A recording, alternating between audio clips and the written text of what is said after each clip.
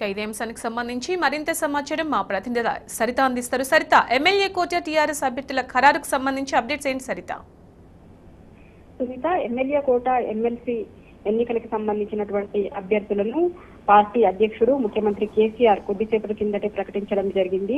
హోంమంత్రిగా ఉన్నటువంటి మహమూద్ అలీ, అదేవిధంగా రాష్ట్ర కురుమ సంఘం అధ్యక్షుడు ఎగ్గ మల్లేశం, అదేవిధంగా షేరి సుభాష్ రెడ్డి, సత్యవతి రాథోడ్లను టీఆర్ఎస్ పార్టీ అభ్యర్థులుగా పార్టీ ఖరారు చేయడం జరిగింది. మరొక సీటును మిత్రపక్షమైన ఎంఐఎంకి కేటాయించాలని కూడా సీఎం కేసీఆర్ నిర్ణయించడం జరిగింది.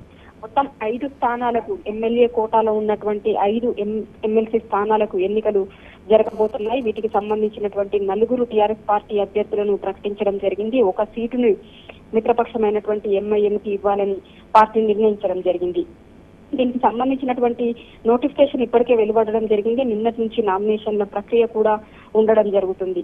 మార్చి 12వ తేదీన ఎన్నికలు జరగబోతున్నాయి. 5 ఎమ్మెల్సీ స్థానాలకు జరుగుతున్నటువంటి ఎన్నికల్లో పార్టీకి సంబంధించినటువంటి అభ్యర్థులను పార్టీ అనౌన్స్ చేయడం జరిగింది. మరొక 2-3 రోజుల్లో ఎమ్మెల్సీలందరూ కూడా ఆయా స్థానాలకు నామినేషన్లు వేసేటువంటి అవకాశం మనకు కనిపిస్తుంది.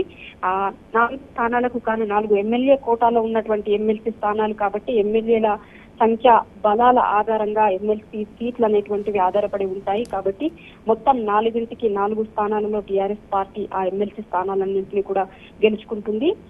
5 స్థానాలకు జరుగుతున్నటువంటి వాటిలో 4 స్థానాలకు పార్టీ అభ్యర్థులను బరిలోకి దించడం జరిగింది. ఒక స్థానాన్ని ఎంఐఎంకి కేటాయించడం జరిగింది.